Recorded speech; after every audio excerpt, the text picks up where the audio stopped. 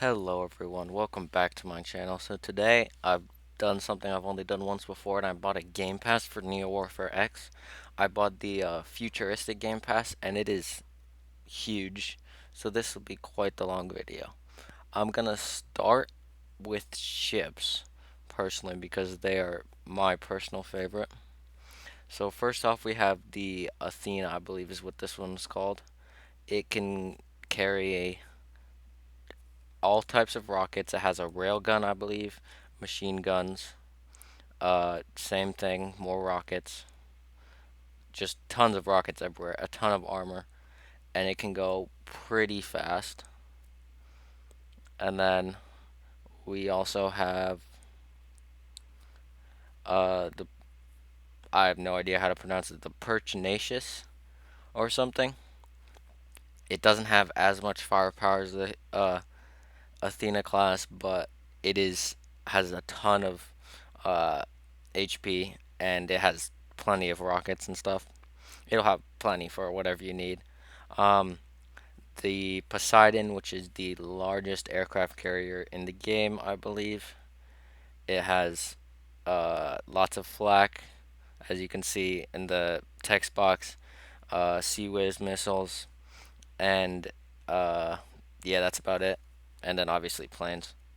Uh, the Bastion was a destroyer. It it's supposed to work on its own. Obviously, it has plenty of missiles and flak cannons, Sea Whiz, and four 150 millimeter cannons.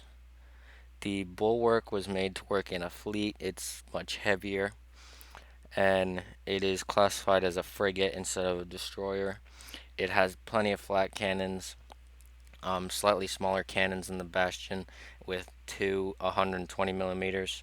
Weapons bays, obviously, and then two Sea Whiz. But then my personal favorite is the submarine. Like, look how cool this thing looks. It looks amazing, in my opinion. It has a anti-missile defense system. It has multi-purpose missile storage, and it looks the best out of any submarine in the game right now. And it goes pretty fast at 50 knots and down to 240 meters. So it very practical for use. Now I'm gonna move on to aircraft because I believe that was all boats. Futuristic Game Pass aircraft. We have the Falcon, which was a I believe AI aircraft. It didn't need a pilot, which is a cool idea. It has a 460 millimeter cannon, which is huge. It's bigger than the cannons on both destroyers and maybe even the Athena, which had the most firepower in the game. And then for the interior weapons, it has 2 points, two hard points. For the exterior weapons, it has six hard points, and then a 20 millimeter machine gun. And then for the Morgan, it's pretty much the same thing as the Falcon, except without the that one has the cannon, that one doesn't. Um, it's the same thing as the Falcon, pretty much for the most part, except it does have a pilot, and it pretty much works the exact same. It does have a couple more hard points. The Valaxium doesn't come with any weapons, but it has a ton.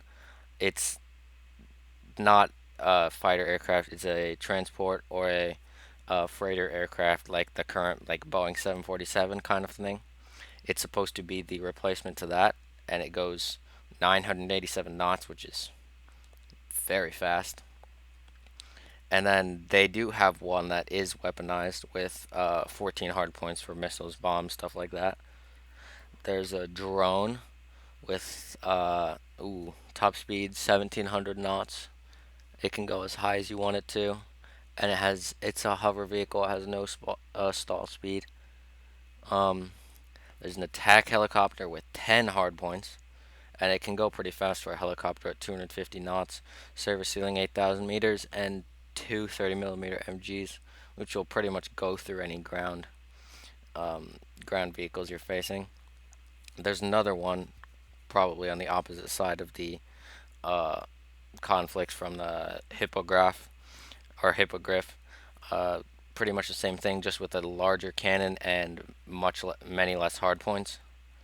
And then some cool uh, planes down here that I believe are supposedly able to go into space.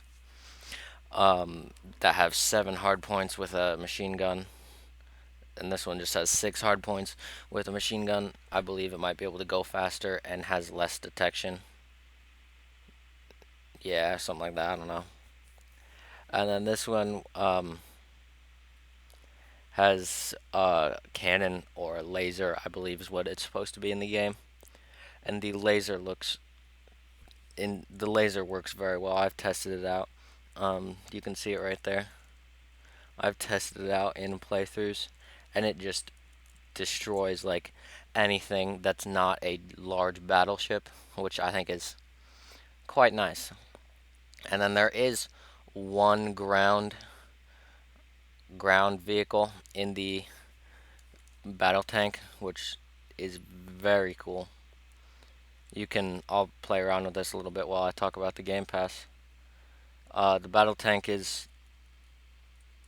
probably one of the best battle tanks in the game at this current moment, and it looks sick. So overall, this Game Pass is very worth it since it only costs 600 Robux, which isn't all that much when you think about it. So I would definitely recommend buying this Game Pass, as it is very cool and has so much content for quite the low price. But that's about it for today. Thank you all for watching. If you enjoyed, please like and subscribe, and I'll see you next time in my next video. Thank you.